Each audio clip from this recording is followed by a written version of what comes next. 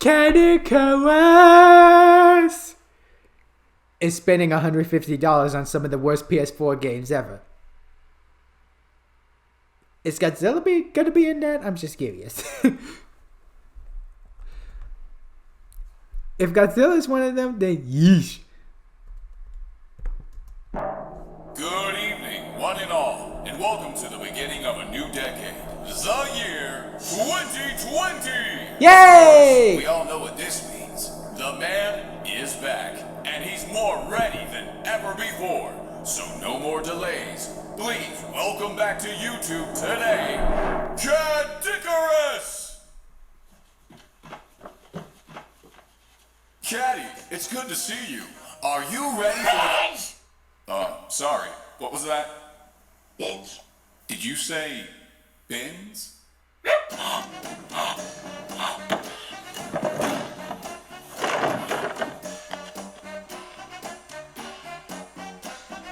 What is he doing? Okay, so you've taken the bins out after Christmas. Very well done. Are you gonna make a video now? No. Oh, bloody hell. You want to know what I got for Christmas? Money. And I decided, hey, why don't I go on the PS4 for a change? I mean, I didn't touch it all throughout the holiday, so why don't I go and splurge on the PS Store? And now, I wish I hadn't. It's not exactly breaking headline news when I say a nuclear explosion would be a disaster, or that playing games on PC has many costs as well as benefits. On one hand, you get the best performance for any game at all, you get more frequent and faster updates and patches than consoles, and on services like Steam, you can find yourself walking out of a seasonal sale with like 20 incredible games for the price of a parking space and 2 whoppers. On the other hand though, with this cheapness of brilliant games comes high sales volume, which leads to Steam looking for even more ways to make more money, which then leads them to opening the floodgates to anybody willing to upload a game to their servers. And I mean anybody. Steam will sell anything at all. There's no quality control whatsoever, unless you count Mr. Dursley guarding his home a good form of quality control. Oh dear, the bullet missed the hairy boulder. This is where console digital storefronts succeed a little bit. Not by a massive amount. I mean, this is a Nintendo-approved game that came out on the Wii U. The same sound that happens when the ambulance comes to save my life after the game gives me a hernia. But they certainly fare a lot better than Steam, because they don't need to rely on mass sales of rancid crap in order to turn a profit on game purchases. They sell the consoles that you play the games on, the controllers, all the accessories. Steam only have cheap games to sell, so they'll sell anything at all to make a profit. Oh, and a controller. But... Well, put it this way, you're familiar with Bad Rats, right? One of the worst Steam games of all time? No? With the prices it goes for nowadays, Steam would need to sell 401 copies of that to match up to one sale of a PS4 Pro. So once you've already given that money to Sony, surely you'd assume that they wouldn't even let you see anything vaguely similar to that on their storefront. Surely the quality control is extra tight because you paid for the privilege to access the store in the first place. Well, as I discovered, no. As it turns out, the official PlayStation Store is rife, positively seeping with games that are not only on par with some of Steam's most embarrassing shats, like that one I did at the airport, but also like to charge you extortionate amounts for the chance to play them. Even during the January sale, I only managed to get 10 of these utterly dreadful games for a meager sum of $115. Why am I doing this? My kids have no breakfast! I'm not talking about PS4 games on the same effort level as Horizon Zero Dawn, Bloodborne, Uncharted 4, Knack, Order K18, K86, or Kingdom Kahart, KHD, Final Chapter Prologue. These are some of the lowest budget, lowest effort, and most meaningless games of all time. And they only costed me a measly $115. You know, there's nothing wrong with that at all. I can't do much with that kind of money. I mean, what do you expect me to buy? I can't even get an Xbox Series X with that! This will look great in my living space. All of the games you'll be seeing today are available on the US PlayStation Store. In fact, for most of these games, I had to use a VPN to buy and download them. Yeah, most of these games I couldn't even get in the UK. I guess we have standards. And all of these games are only available on the PlayStation 4, or maybe on Steam on occasion. But it's mostly PS4 exclusives we got here, which makes the whole thing even worse. PlayStation proudly bought the rights to these munters. With that being said though, let's begin with game number 1. Orc Slayer. And you hate it already. So this is the title screen for Orc Slayer, everyone. New. Is it? Okay, to be fair, I can't judge the entire thing based on a still image menu, so let's boot it up. Centuries ago, there was a great war. Much of the land was burnt by an enemy now long forgotten in the minds of the world's people. After peace, did the game just realise at the end of that sentence that the next word wouldn't fit on the same line and changed it at the last minute? God, if they can't get the intro text right, I can't wait to see the game. Oh boy! This whole video was a mistake, wasn't it? Do you know what this is? I mean, just look at this. I'm honestly too scared to carry on, but at least this was one of the cheaper games today, clocking in at only $3.99. I mean, what else would I have done with the money? Buy some compost? Oh Jesus, what is that? What is that? Oh my God, what is that? Oh no, what's going on? What was that? What? Sausage firework? And I extend that question over to the game itself. What is going on? All you do level after level is kill orcs. That's it. You kill a certain amount of orcs, the tower thing drops down, you open the door to the next level, that's all you do. How many do you need to get? No idea. But I can tell you it's a number. Oh yeah, if you headshot the orcs, they also drop upgrade points that you can invest into power-ups, but you don't need to worry about that. Because every enemy couldn't be less interested in stopping you, even if all of their friends are dying right in front of their faces. Other than that though, what do you want me to say? The trees look like towels, the crossbow gives off more steam than Thomas the Tank in Dankin, explosions look like popcorn, and the orcs look like if Darth Maul forgot to get a haircut. Hello, I'm Caddicarus, and I'm here today to ask you all a simple question. Are video games art?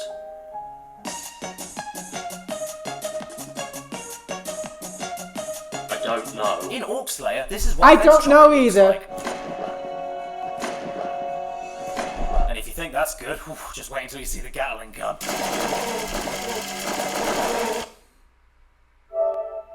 Oh, bye then. Who's ready for game number 2 then? Laws of Machine?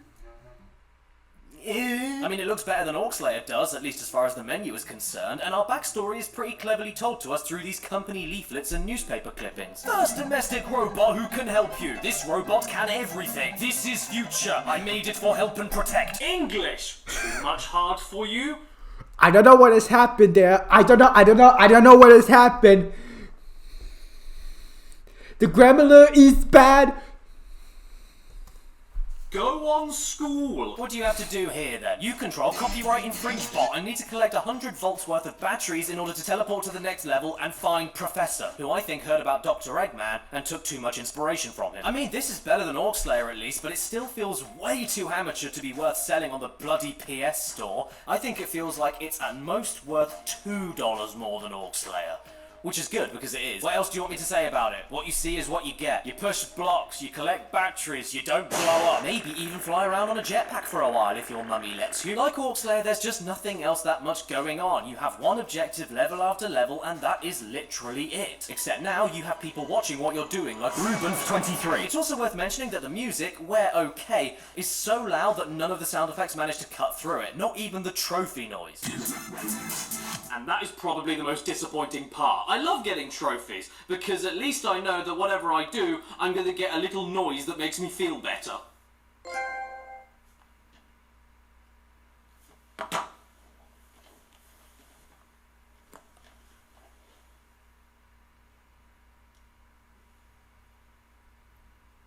Yeah!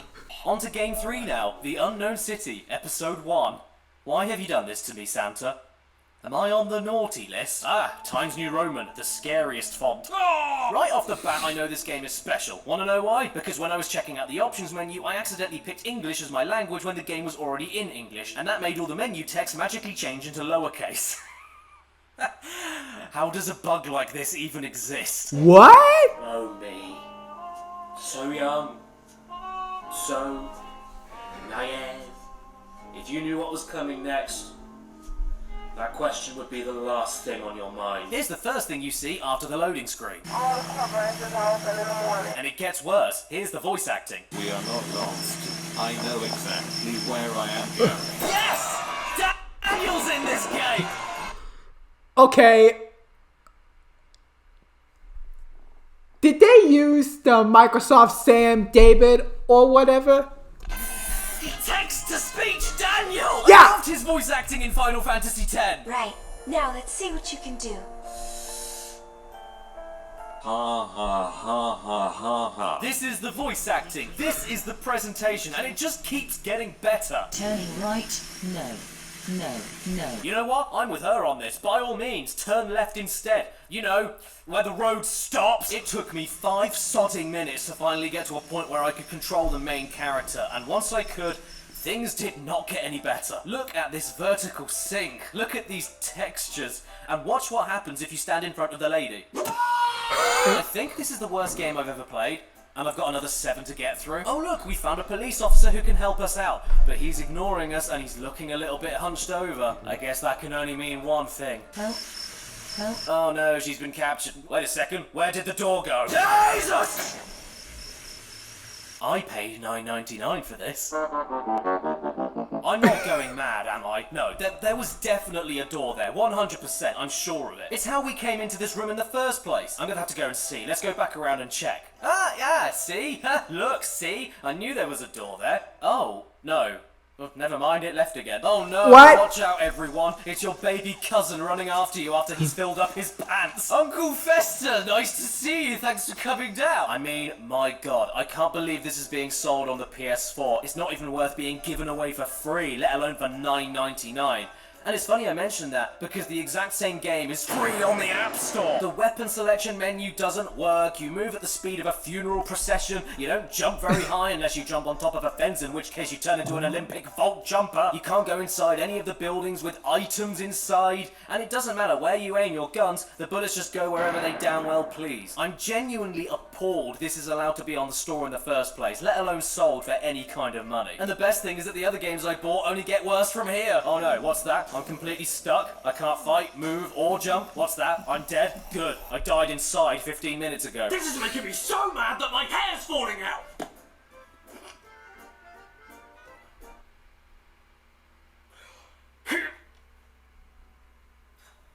I need help getting rid of my hair! What better way to do that? The next game we're taking a look at is Samael, the Legacy of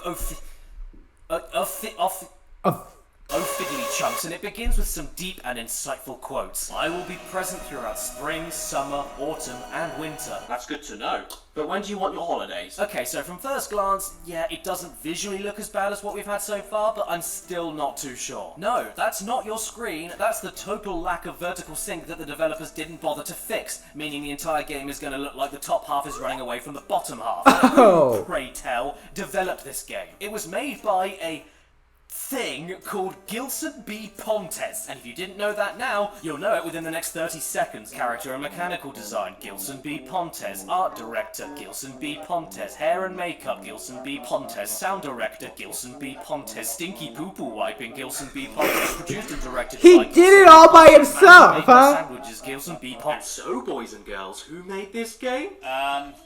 Gilson B. Pontes? Austin, you're a genius. How did you figure that out? Well, actually, that's because it's my YouTube name in reverse. Pontes B. Gilson. And you'd think that after the intro cutscene, you know, with the credits, that you wouldn't see the name Gilson B. Pontes again. But as soon as you start playing, you see it another 10 times. In fact, you see his name pop up so much that I managed to die during his own gameplay credits before they even finished. Leave me alone, Gilson Bollock Pontes. I'm trying to play your crap heap game over here. Now, I've heard of a game trying too hard to be like Dark Souls, and Samael does indeed do that, but took the dark part a little too literally. I can't see a single damn thing in this miserable greenery. Even with a flame sword, it's not lighting up anything around me. This is just a muddy, incomprehensible mound of old jam. Even worse, when you get to the meat and potatoes of the game, the combat, that's when everything comes full circle and it falls apart. The sword swinging is way too slow. There's a stupid slow-mo button mapped to the same button as the dodge button, and from what I experienced, one hit and you're dead, which then means you respawn at the beginning, and then have to look at the Gilson B. Pontes exclusive credit sequence all over again. If you can believe it, this game didn't only come out last year. Yes, this is a 2019 PS4 title, but it also has a base price of, get ready for it, $29.99. I managed to snag it in the January sale, but Christ on a bike, $30 for this. Not even a little bit of stuff hanging out makes it worth it.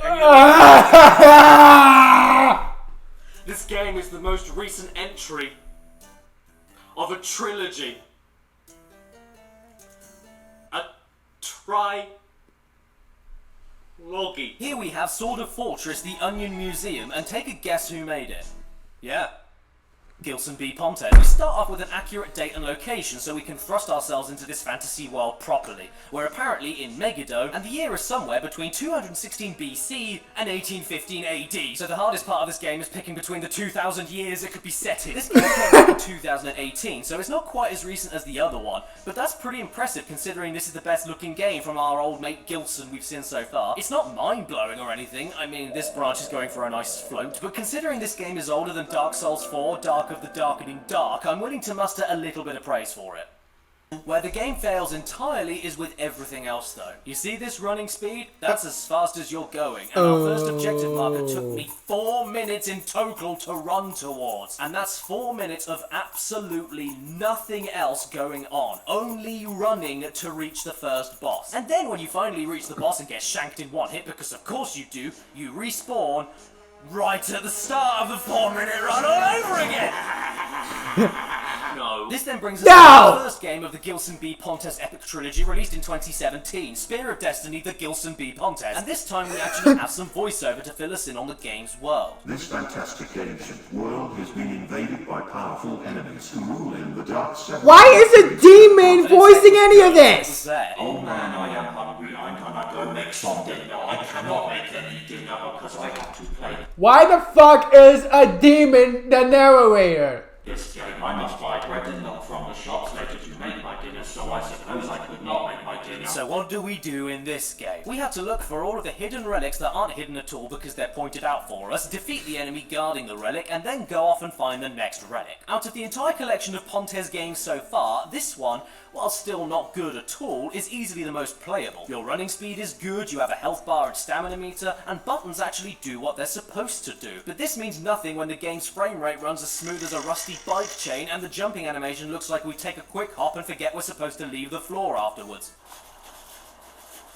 Unfortunately, I couldn't make it past enemy number 3, but I felt like I'd be able to find something really worth my while if I ignored all the objective markers and just had a look around the world.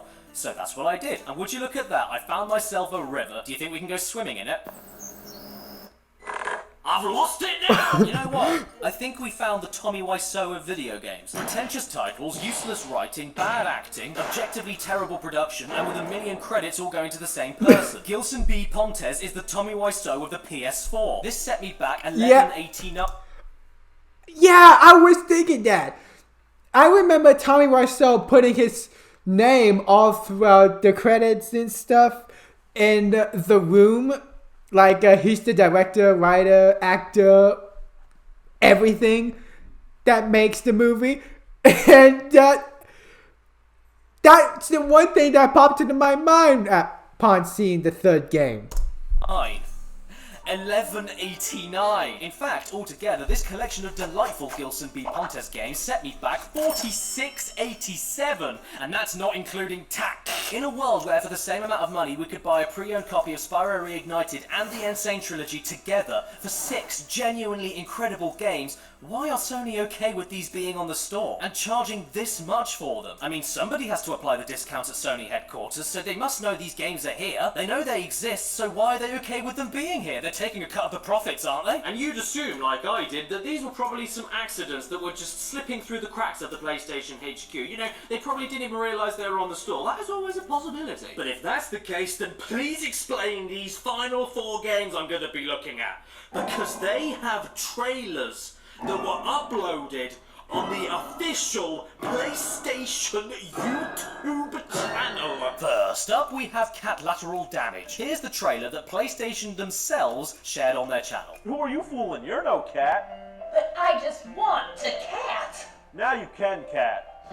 These are the videos I used to make when I was 17. Look, I'm not going to pretend that my videos are any kind of professional high art, but I wouldn't expect Sony to be okay with them using this terrible quality smosh sketch as an official business trailer to sell a video game on their official marketplace. I mean, if you're going to use a bulge effect, at least move the center point to your mouth. Ooh, nice smoke cropping there. I bet that took you at least 6 weeks.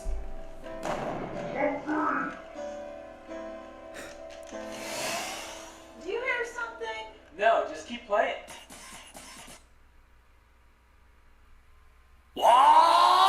trailer. I'm sure the game can't be any worse than that, and that is the fastest time I've ever been proven wrong in my life.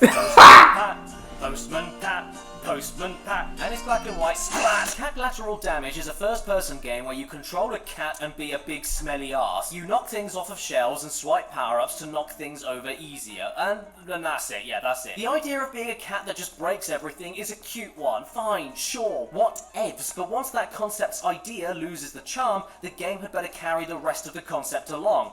But it doesn't. This is a really boring game. You just swipe things off of other things with wonky physics and ugly graphics. And make sure you're quick, because you only have 4 minutes and 60 seconds to do it. I heard through the grapevine that this was apparently supposed to be a joke game that wasn't that brilliantly made for the sake of the humour, but come on, blow me a new one. It's still on the store and costs you $9.99, and for an extremely one-track game joke, that is not cheap. Sure, it has VR functionality, which gives you a little more for your money, but just the idea of looking at these other cats in VR makes me throw up out of my nose, so I think I'll pass. I am your father. Up next, we have a very serious game called Flowers Are Dead, which also had an official PlayStation Channel trailer, clocking in at a respectable 663 likes and 4.1 thousand dislikes. And why is that? Well, because the trailer is just this. What? You think I'm joking? Because I'm not. It's 60 seconds of silent and still camera shots. Sony, when you uploaded this, were you drunk? Flowers are dead, violets are blue. Give me a gun, I'm ending it. Great, more text. A very small percentage of individuals may... So a trailer is nothing but still shots.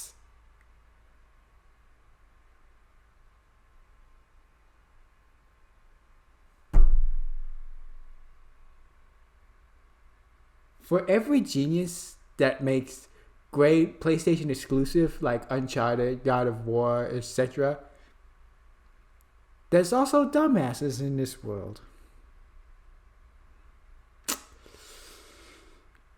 It's a delicate balance I am seeing right here, is it?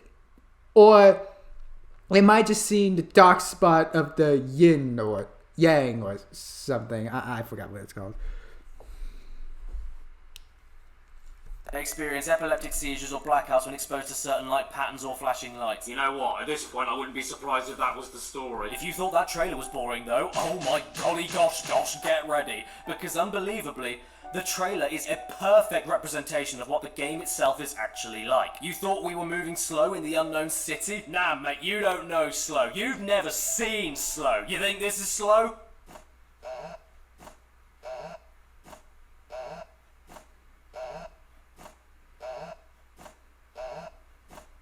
Well, you go slower than that. Dear Lord, who thought any of this was a good idea? This is agonizing. This isn't a video game, it's a dying man simulator. And what goes on in the head of a dying man? We're going to be more constructive. Someone who's been your guardian angel. Yes, my lumpies and germs. This is a walking simulator where you collect cassette tapes to fill in the gaps of a narrative. But whenever you collect another tape while another is still talking, you can layer them on top of each other infinitely. Isn't this relaxing? And this is even more disappointing for me because I love a walking sim when it's done right. But this? This is the video game equivalent of you throwing a house party and everyone talking loudly in the kitchen. I need to find Ariel. Don't worry, I found it. Sure, it looks okay for an indie game, but God, no, there's nothing to it. This might as well be an audiobook, but it isn't, so I might as well make the most of this interactivity. Let's explore a little bit. Let's go inside this house. There must be something to see here.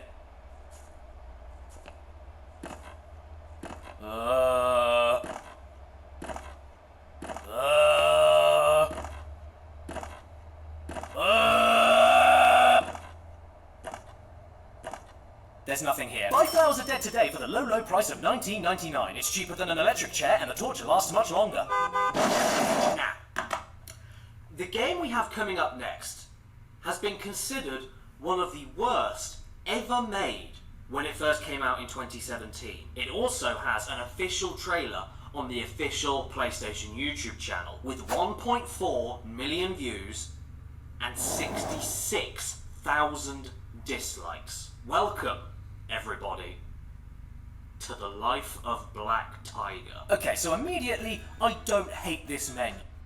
It's the nicest one we've seen so far, easily. Got some nice music, a nice logo, a nice background image. It's all nice. It looks okay in my books. I also really like all of these stylish still images whenever you get some story text in between missions. I mean, the grammar's a little wonky, but it's nothing I can't ignore. And then the very second the first cutscene begins, it all goes downhill.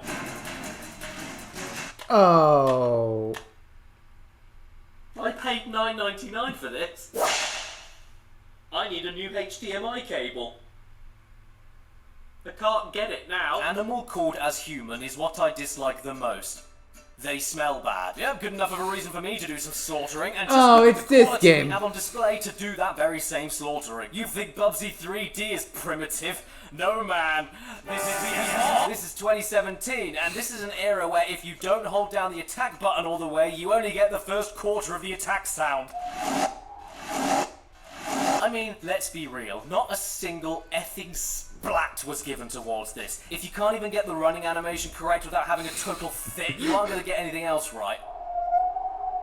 Is that the sound of the Arctic, or my granddad blowing air down the phone? I mean, you can say that we're hunting all you want, Mr. Game, but we aren't really doing that. We're just running towards an objective marker and holding the attack button until we win.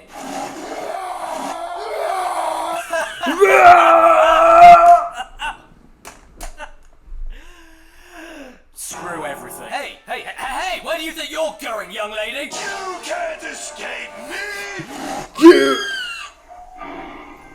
You know, I may have paid a good chunk of change for this game, but some things in life are priceless. And that was one of them. On to the next level. I'm alone now.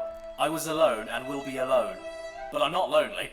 Oh, well, that's good. Whoa, Black Tiger, how did you do that? We were in the Arctic 5 minutes ago. Did you get the next available flight to the jungle? No, of course you didn't. You're a tiger. Tigers can't use check-in desks. You obviously just ran up the wall, escaped the land of snow, and then floated over to the land of grass instead. This is legendary, people. You know that Dust and Elysian Tale was made by one guy? Sorry, dude, but you do not hold a candle to Life of Black Tiger by one games. Pretty soon, I'm sure there'll be 2 games. Then what are you gonna do? Like every other game we've discussed today, you only do one thing in Life of Black Tiger. Follow a marker and hunt animals.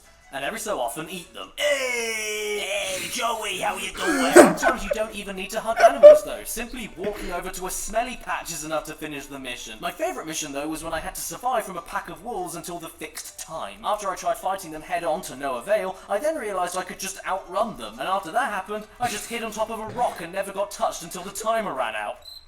Hello? Hello?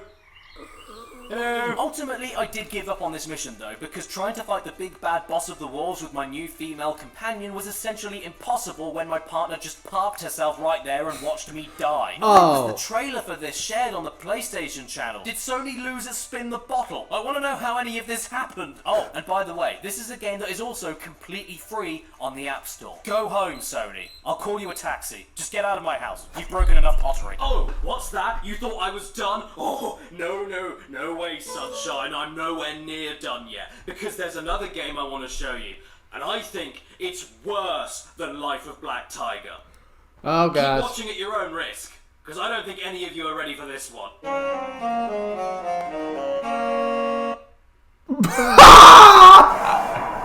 Okay, yeah, I think this is more... Okay.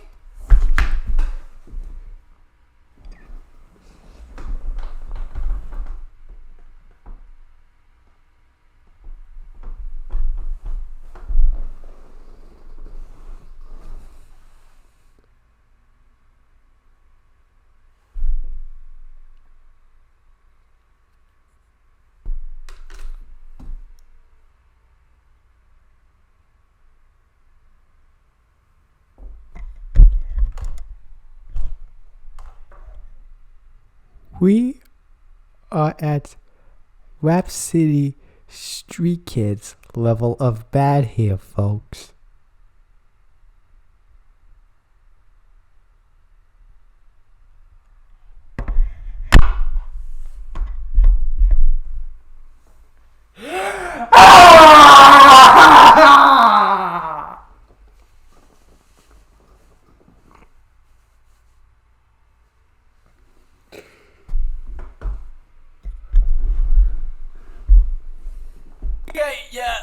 This is more than enough PS4 for me today, thank you! Hang on, wait. This is an RPG? Good God, I mean, what do we name ourselves in a game like this? I know, Sucky Flop. That's who we are. And what does Sucky Flop look like? Time to go for a walk then, Sucky Flop. Here we go!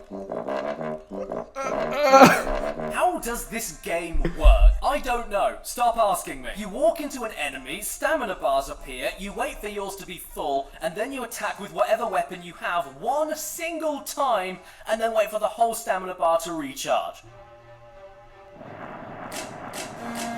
Sony, the PlayStation Classic was one thing, but this is taking the mick a little bit. What do you even call a game that looks like this? Oh, I know. Skylight Free Range 2 Gachdween. This game is free range guacamole! You know when game developers tell you that they don't add women into their games because the animation and modelling takes too much time and money? Well, I didn't believe them.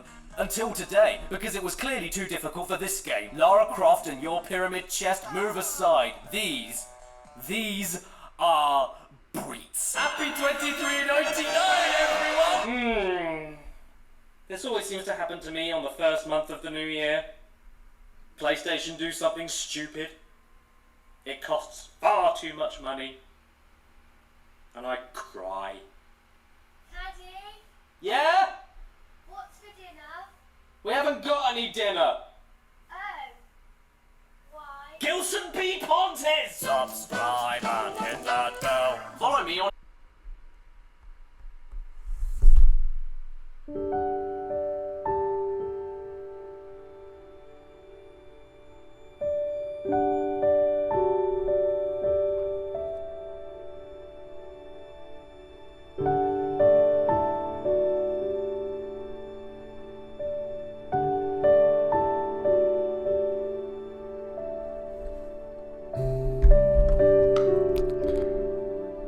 I wish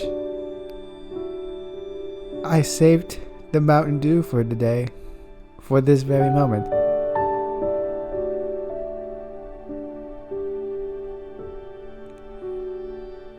I'm not gonna get another, because too much soda is bad for you.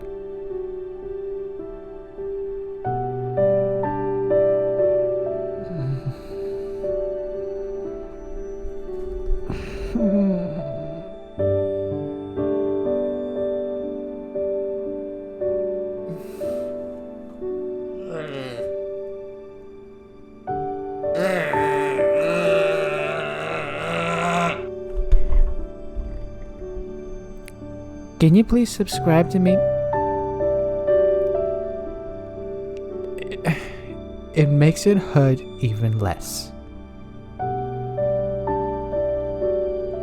I hope you didn't lose your sanity upon watching this. Have a good day, if you can.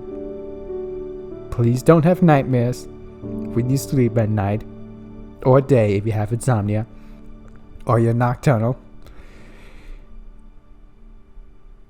And please take better care of yourself in the future upon recovering.